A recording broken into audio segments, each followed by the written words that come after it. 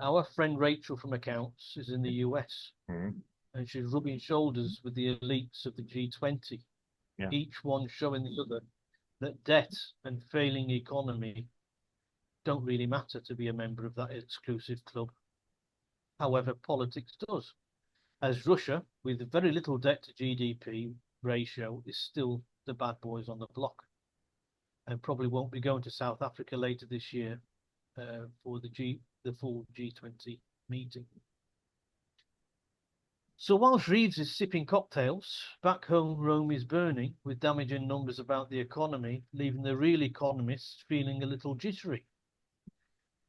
A PMI Purchasing Managers Index report had dropped sharply for the month, they say because of the trade tariffs of 10% put on by Trump across the board and 25% on cars, aluminium and steel.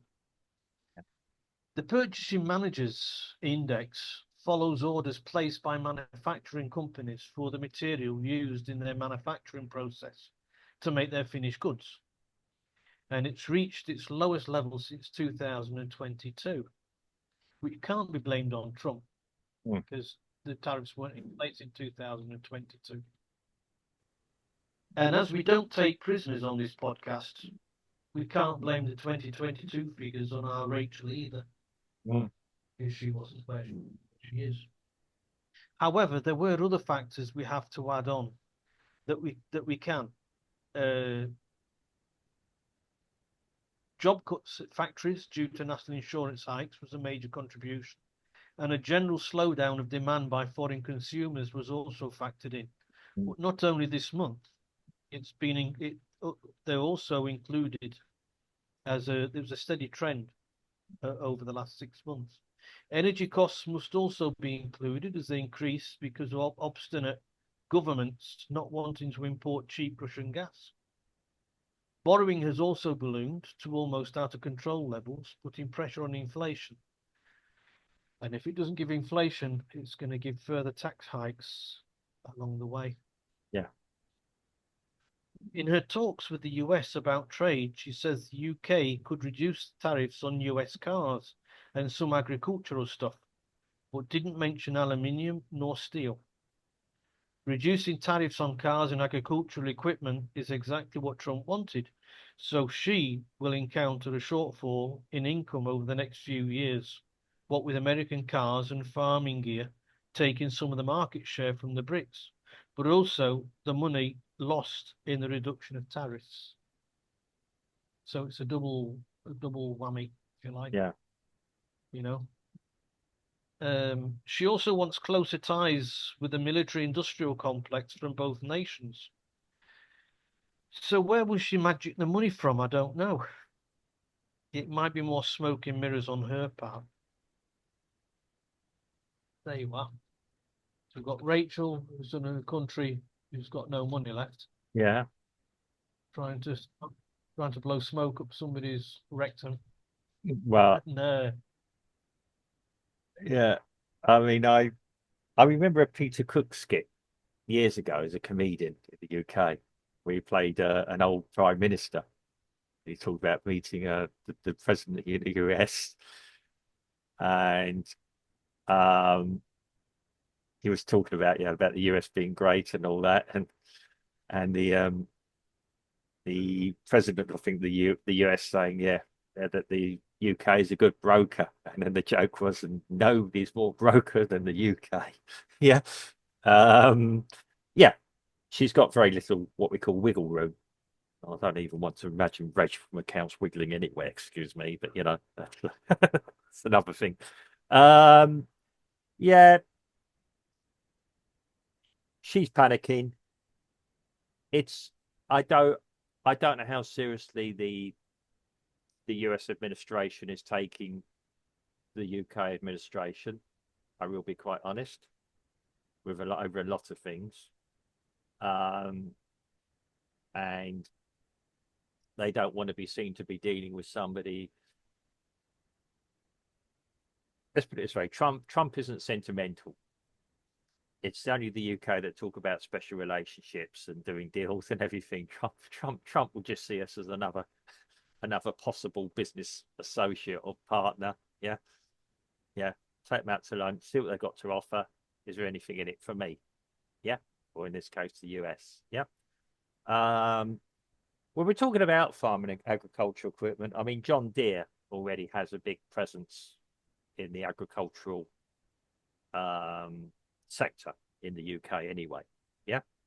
Um, Reduce to tariffs. yeah, yeah. To yeah, and to be quite honest, the the UK agricultural sector probably doesn't produce enough that possibly full tractors are still about, but certainly anywhere I came from when lived in the countryside, you saw John Deere everywhere. Yeah. Now, whether they're manufactured across Europe, in the UK, or in the US and shipped across, I don't know. I'd have to look at them.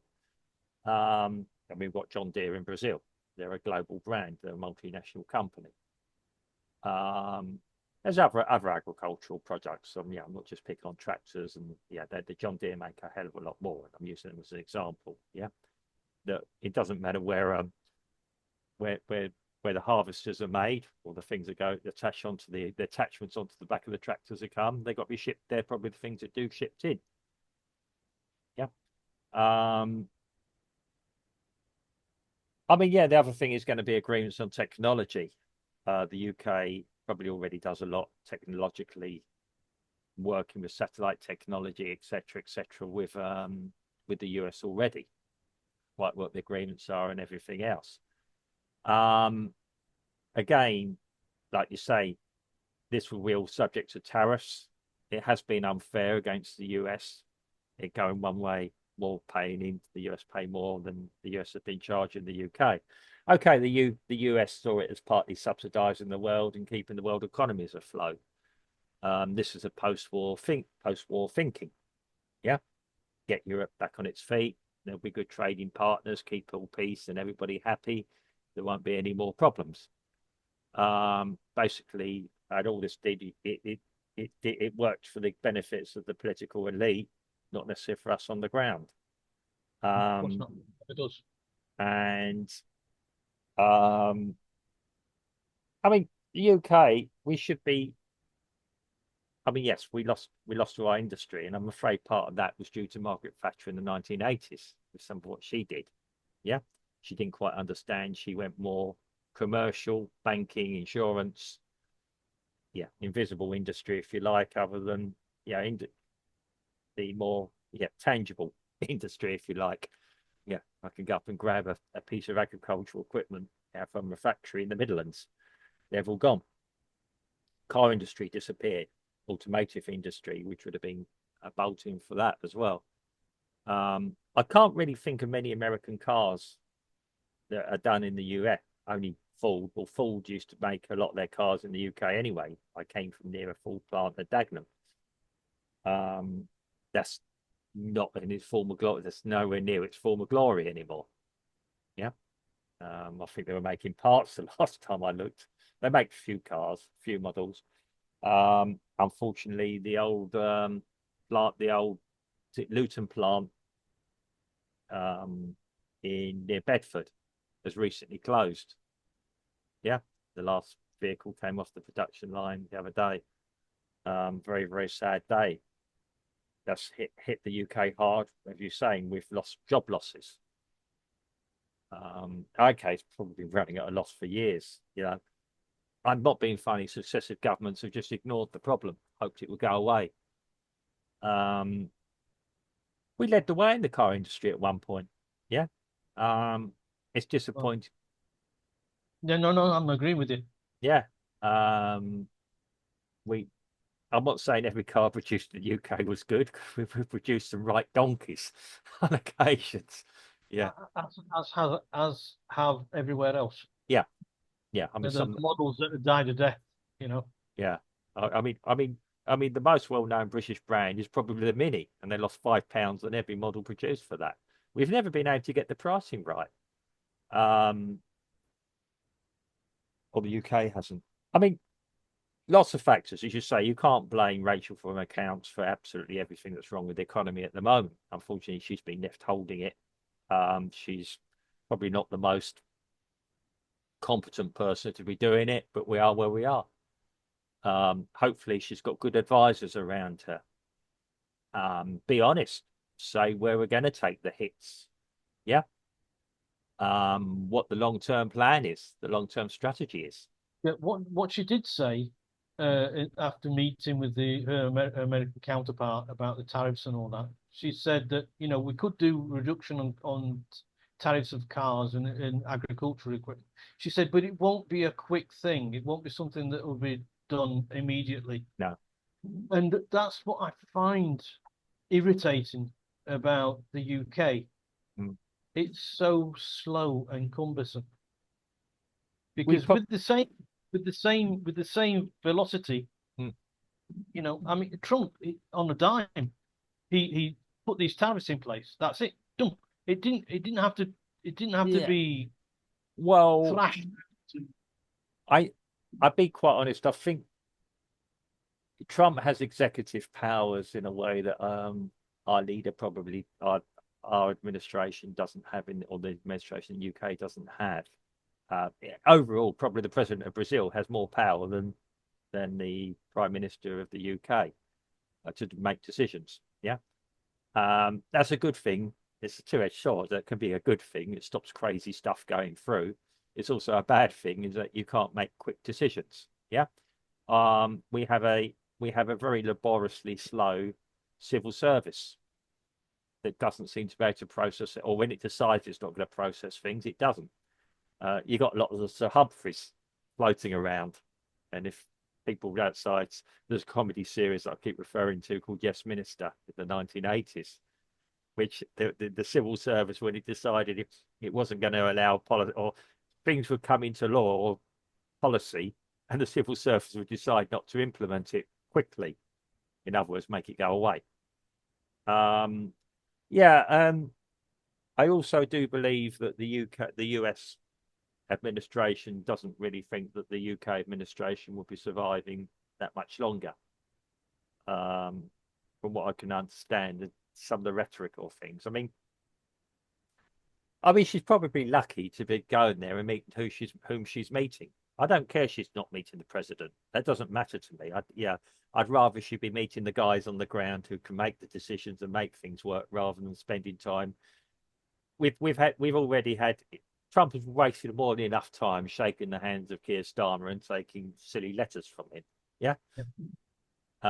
Which was an embarrassing and excruciating for me to watch. I don't know about you, Steve. I think the UK should send David Lammy across there, see what he's got to say, because David Lammy said many scathing things about Trump. It's incredible. Or wasn't he sitting in the room or something? But yeah, Lammy. Well, I try not to listen to David Lammy personally. I, I I'd rather listen to somebody scraping a blackboard with their fingernails than listen to David Lammy. To be quite honest, it's less excruciating. I've already got this recording of the nails going down a blackboard, Yeah, and when I see Lammy, I already do it. I turn his volume up and turn this one up, and it's a yeah, pleasure to listen. yeah, yeah. It makes more sense as well. Um, yeah. Oh yeah. I mean, yeah. You say we don't take prisoners, we don't. But yeah. Well, to actually end this. Well, I hope all I can say is, I mean, I don't wish failure on anyone, and I hope Rachel from accounts, Rachael Reeves, if anyone doesn't know who she is the Chancellor of the United Kingdom. I hope she's successful because obviously I don't want the United Kingdom to suffer any more than it already is on things or to fail even. Yeah. Um, I hope they can find common accord and ground. And yeah, I hope President Trump and his administration listen to her plight, and be understanding for their former masters, the colony. So yeah, remember this. You remember that the America was founded over a dispute on taxes. Yeah, somebody spilled some tea.